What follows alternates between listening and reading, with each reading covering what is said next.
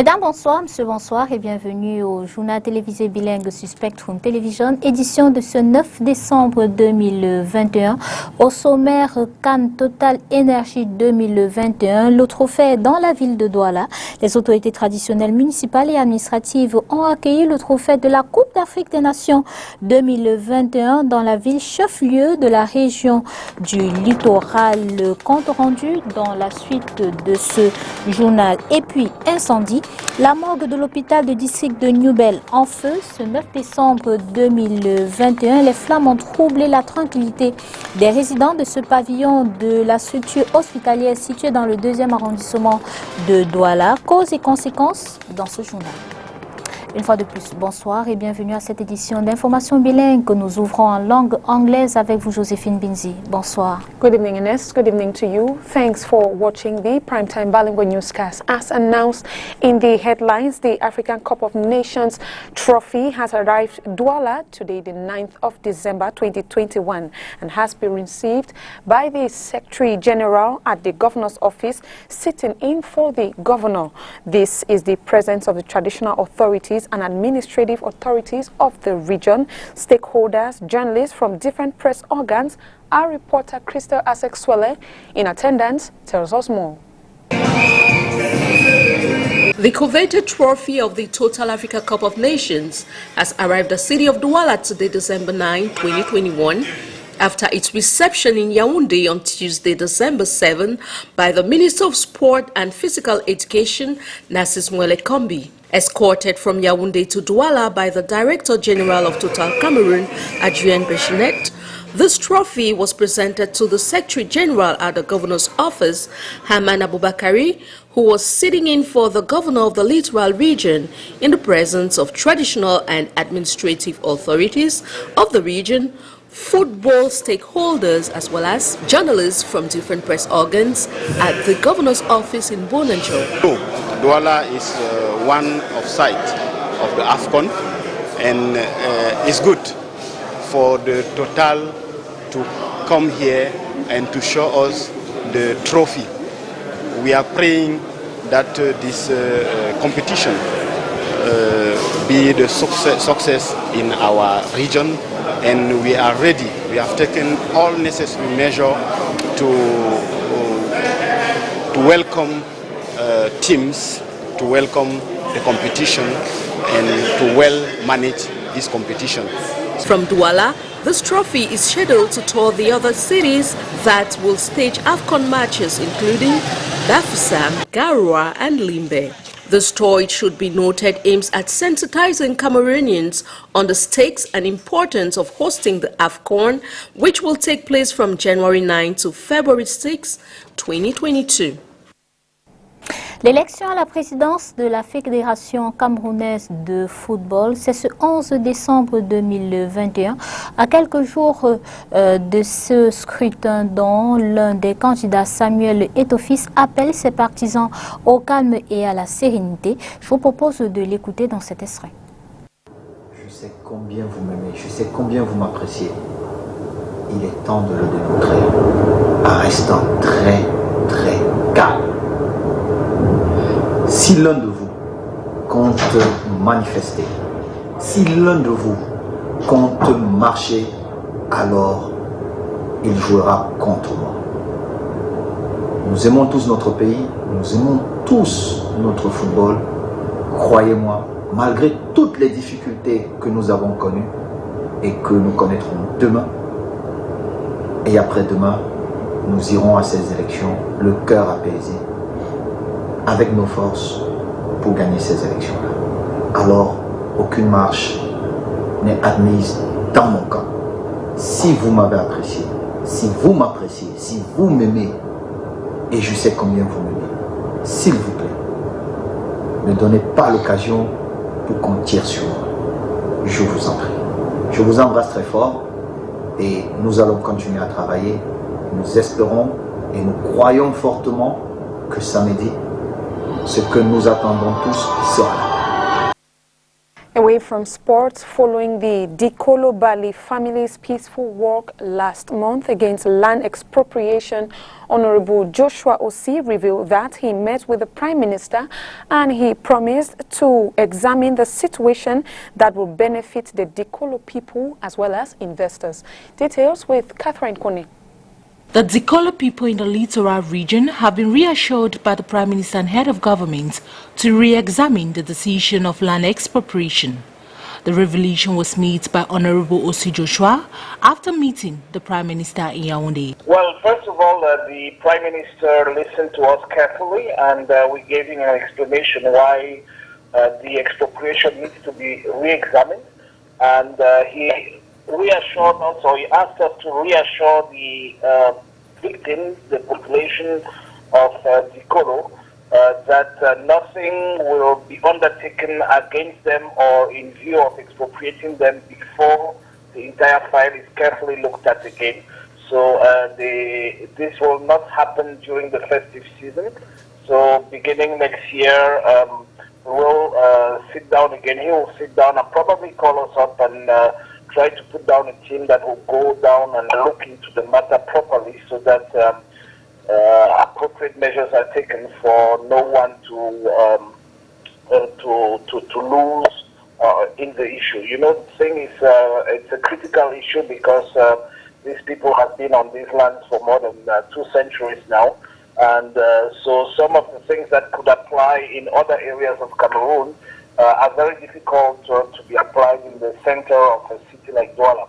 And so he agreed with us, and he agreed as well to the fact that careful attention should be given to the socio-economic impact of such an expropriation. And so he asked us to carry his word to the population and to ask them to stay calm, and that he reassured us, or asked us to reassure them that nothing will happen in the coming days until a definite solution is found. Says the Prime Minister has promised to look into the situation in the days ahead. I think you can only solve a problem when you talk to each other, and the Prime Minister is open to that dialogue. He's open to examine the situation. He's open to see to it that all the stakeholders, I underline all, because even the investors, all the stakeholders need to come out of this situation to a win-win decision, and that can only be reached if people talk to each other. And I, for one, have proposed that there are other sites that may be allocated to this investor, which are available today in the same vicinity, that are sites that are being occupied by the government, which will be much easier so that we don't break the project. You know, it's a very delicate situation. On the one hand, you have to make sure you defend the population, you defend the interests of this population. On the other hand, you need to make sure that investors can invest as well, and that these investors who create jobs, who cater for the prosperity of our country, also find a conducive environment where they can invest. So we need to look at both sides of the equation, but the good news is that the Prime Minister has given us a little bit more time so that at the beginning of the year we can look into it in detail and then come out with a solution that will benefit the population, that will benefit the city of Douala, and that will benefit the investor. It should be recalled that the Dikolo Bali Beseke family on November 19, 2021 staged a peaceful walk to denounce land expropriation with over 1,000 houses marked red for demolition. And we now talk the budget session of the Douala 2 municipality, as councillors of the Douala 2 municipality are assembled today in an ordinary session devoted to the examination and vote of the budget for the 2022 fiscal year. Slight adjustments were made to amend this year's lapses, as Oniladonet tells us more. The budget for the 2022 fiscal year for the Douala 2 municipality has been fixed at about 3 billion CFA francs against the 2 billion voted in 2021. Il est équilibré en recettes et en dépenses The 2022 budget balanced in income and expenditure to the sum of 3 billion CFA francs against our initial budget of 2 billion CFA francs in 2021. That is an increase of over 173 million in real terms and 6.10% in relative value. This increase is thanks to the surplus revenue collected between June and November 30th. As of June 30th, 2021, the revenue collected amounts to over 1 billion CFA francs against 605 million CFA francs in 2020. That is an increase of over 812 million in absolute value and 134.05% in relative value.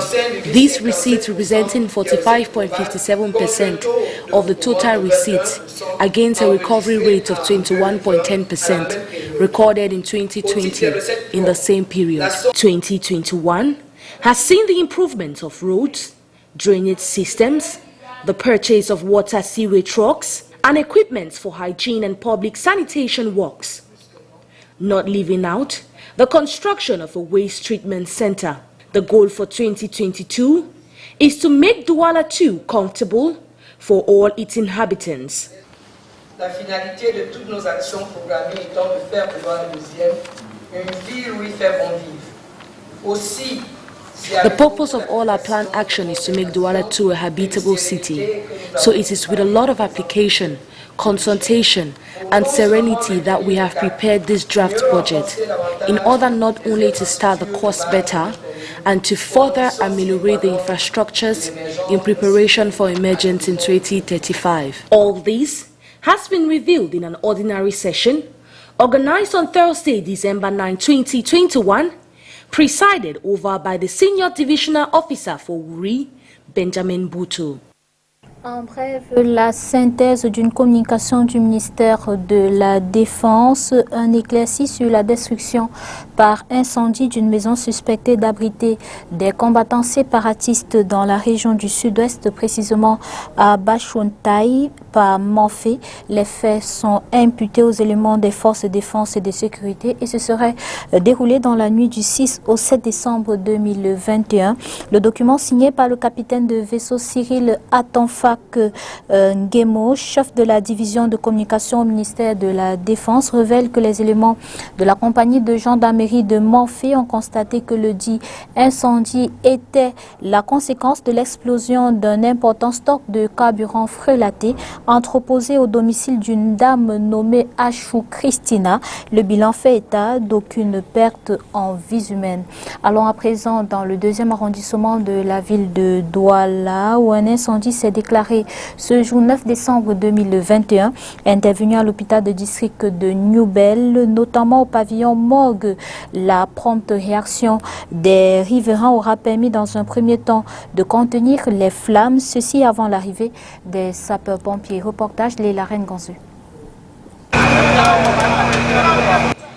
Le repos et la quiétude des cadavres de la morgue de l'hôpital de district de Newbel, fortement troublés cet après-midi. En effet, il s'en est fallu de peu pour que la morgue de cet hôpital, situé dans le 2e arrondissement de la ville de Douala, parte totalement en fumée. Conséquence d'un incendie qui s'est déclaré ici peu après-midi. Dans le bureau du major, pour intervenir par rapport à un corps GC à l'intérieur, justement à peine quelques secondes de dialogue, on a vu la fumée a jailli dans le bureau. On se pose la question, mais là, cette fumée sort où? Dès que je sors le premier, je lance la mort, je vois que la mort est envahie. J'ai envie de dire au major que tu vois que la mort est en train de prendre feu. C'est où nous tous nous sortons, on a visé le directeur, on s'est joint les sapeurs-pompiers, les autorités, et puis les gars des quartiers sont aussi venus, ils ont fait les efforts de faire peut-être la moitié du travail avant que les sapeurs n'arrivent. C'est comme ça que nous ne pouvons dire que c'est un courant ou bien c'est quoi qui a le feu. C'est par rapport aux enquêtes qu'on va savoir vraiment où le feu vient. Parce que dans le bureau de major où j'étais, on a seulement vu la fumée entrer. Quand on s'en constate que la toiture avait pris feu.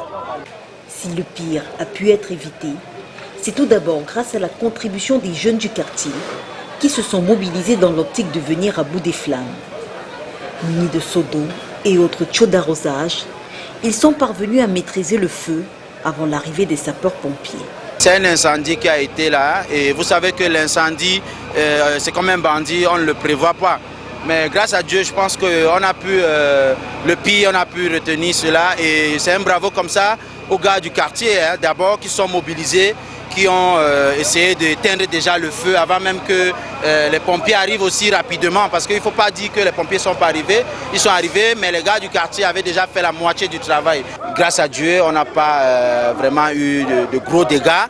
Il y a juste des dégâts matériels, des tôles, des plafonds qui ont été touchés. Mais déjà que les corps et tout ça n'ont pas été touchés, on remercie le Seigneur. Et je pense que les autorités et la mairie vont prendre les choses en charge. Descendu sur le terrain, le préfet du Vouroui souligne l'impossibilité d'établir un bilan des dégâts. S'il est encore très tôt pour se prêter à cet exercice, Benjamin Bouton salue tout de même la mobilisation des jeunes qui aura empêché au feu de prendre des proportions plus graves. À l'heure actuelle, on ne peut pas faire un bilan, donc je suis venu constater moi-même, mais les dégâts ne sont pas importants parce que Dieu merci, les jeunes du quartier nous ont aidés dans un premier temps à maîtriser l'incendie et les sapeurs-pompiers sont arrivés, donc ils sont en train de faire le boulot. Je crois qu'après ça, nous allons faire une évaluation et on prendra les décisions qui s'imposent. Au moment où nous quittons la scène, les sapeurs-pompiers s'activent toujours à éteindre les dernières braises. Avec tout autour des lieux, une foule de curieux. Je vous propose à présent d'aller à la découverte de deux secteurs d'activité. Il s'agit de celui du marketing et de la communication, des filières d'activité qui se portent plutôt bien au Cameroun. Mais malheureusement, la réglementation en vigueur n'est pas toujours respectée par les acteurs qui y interviennent, que ce soit les concepteurs et même les clients. Les réalités, les défis, la contribution des 10 secteurs d'activité dans l'organisation de la prochaine Coupe d'Afrique des Nations 2021 qui se tiendra dans quelques jours au Cameroun et la tenue prochaine du marketing d'idées. Ce sont des points qui sont abordés par Christian Mamilo, membre de l'ACPMC et directeur général d'une agence de communication. Il intervient au micro de STV. Alors, les métiers de marketing et de la communication, c'est des métiers passionnants aujourd'hui. Vous voyez, c'est des métiers qui sont en vogue avec l'évolution du monde, avec tout ce qu'il y a comme Web 2.0, digital. Je crois que les jeunes aujourd'hui trouvent beaucoup plus leur compte à embrasser ce métier-là. Et en plus, ce métier aide aujourd'hui à la décision. La communication, par exemple, parce qu'on va préparer un manager à bien communiquer, parce qu'on va mieux placer mieux vendre une marque. Vous voyez, ça aide à la décision, ça aide même, le marketing, par exemple, aide le consommateur à choisir le produit. Pouvons dire que ce n'est pas des secteurs jusque-là, d'après des petites évaluations que nous faisons au quotidien, ce n'est pas des secteurs qui se portent bien. Alors, on va être peut-être à deux vitesses. On va avoir des majors, c'est-à-dire que des agences de communication qui sont des filiales de multinationales, elles qui sont bien positionnées et qui sont la plupart du temps bien outillées et bien loties. Et c'est justement celles-là que les grandes entreprises et les multinationales vont chercher. Et puis on va avoir quand même des petites agences de communication qui, elles, sont quand même aussi, je crois qu'au moins mentalement bien outillées, mais qui de temps en temps ne travaillent pas beaucoup parce qu'elles ne sont pas très connues. Et encore, il y a un souci aujourd'hui avec notre métier. C'est qu'il est certes bien réglementé, mais personne ne respecte la loi. On va assister aujourd'hui, même des grandes entreprises qui ont en leur sein des agences de communication et qui ne consultent pas des agences de communication agréées pour pouvoir mener leur stratégie de communication ou leur campagne ou tout simplement leur déploiement en communication. Aujourd'hui, il faut faire une chose, c'est bien respecter la loi ou alors il faut la relire, c'est-à-dire qu'il faut la refaire, mais il faut bien la respecter pour que toutes les agences de communication qui sont agréées puissent travailler paisiblement. Je pense qu'il y a quand même matière à faire Quand je regarde aujourd'hui les agences qui sont agréées, il y en a une cinquantaine, vous voyez, pour tout le Cameroun. Il y en a, c'est pas beaucoup. Donc si les entreprises ou les annonceurs respecter la loi, et même j'ai envie de dire l'État, parce que la plupart du temps c'est les ministères qui vont chercher justement les agences marketing ou les agences de communication qui ne sont pas agréées pour pouvoir travailler. Donc, mais si on respectait la loi, je pense que toutes ces agences ou toutes ces entreprises de communication travailleraient bien. Mais je pense et j'ai bon espoir, le secteur de la communication et du marketing a un bel avenir. Malgré la crise qui a sévi à un moment donné, surtout au niveau du secteur de l'événementiel, où c'était un peu... Mais je pense qu'après, on se réinvente et la crise est toujours là. Et je pense qu'on a trouvé les moyens aujourd'hui pour essayer de concilier justement ces effets de la crise et puis la prospective pour les années à venir. Je pense qu'il manque réellement une vraie stratégie de communication par rapport à cet événement. Peut-être qu'elle existe, peut-être que le déploiement ou la mise en œuvre va commencer bientôt, mais là, on est à une première étape qui est l'étape d'avant. Je n'ai pas l'impression qu'il y a eu grand-chose qui a été fait. Il y a peut-être une autre, une autre orientation, un axe stratégique qui a été choisi, celui certainement de passer par les influenceurs web ou des blogueurs. Je ne sais pas si c'est fait dans une stratégie de communication bien inscrite, mais je pense que, et encore, même si on va vers les blogueurs, il faut bien que les blogueurs respectent bien la cohérence de la communication qui est donnée. Mais là, on leur dit, OK, vous voyez, vendez la Coupe d'Afrique des Nations au Cameroun. Mais je pense plutôt que là, on est en train en allant les chercher, soit on fait les économies parce qu'on sait qu'en passant par le digital, ça coûtera certainement moins cer, soit on est en train de vouloir résoudre une crise autour de l'événement. Chaque année, notre association, la CPMC, se retrouve pour un peu faire le bilan de l'année qui vient de s'écouler et puis tracer une perspective pour l'année prochaine. Donc, et quelquefois, on essaie de concilier un peu l'utile à l'agréable. Donc, on met un peu de sport, on met un peu de gaieté, mais il y a aussi beaucoup de réflexion et puis surtout de prospective. Nous allons avoir deux phases. Donc, une première phase qui va être sportive. J'aimerais dire 3 phases parce qu'il y aura d'abord l'excursion à Sousa. On va aller à Sousa et de là-bas, on aura la Zumba, donc une activité sportive, la Zumba, et on aura un match de football contre les journalistes, l'association des journalistes du Cameroun. Alors, et après, on a une soirée de gala. International page, officials from the Kurdistan regional government and the Iraqi central government are working on a plan to combat an upsurge in attacks by the Islamic State insurgency. Details with the VOA. Kurdish and Iraqi forces launched a coordinated military offensive early Wednesday in the provinces of Diyala and Salah ad-Din. They are searching for Islamic State extremists who have been terrorizing local residents. At least 25 civilians and Kurdish soldiers have been killed in sporadic attacks over the last 2 weeks. Lately,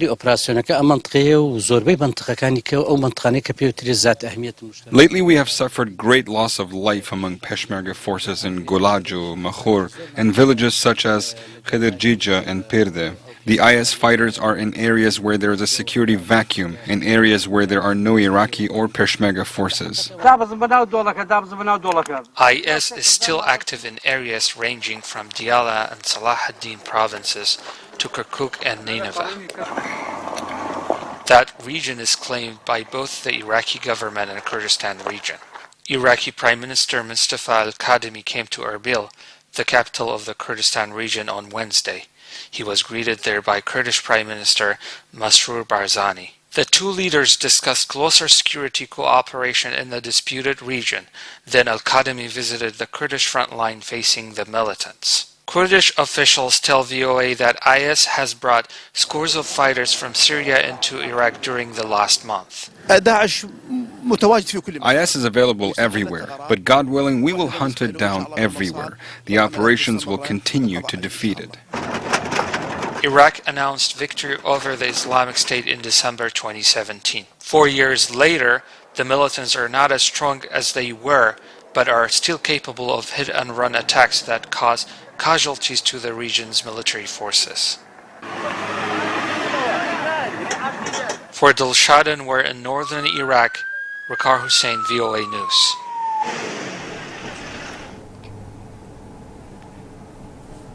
It is with that VOA report that we say thanks for watching and good night. Good night to you, Inès. Bonsoir Joséphine Binzi, bonsoir à vous mesdames et messieurs et merci d'avoir été des nôtres.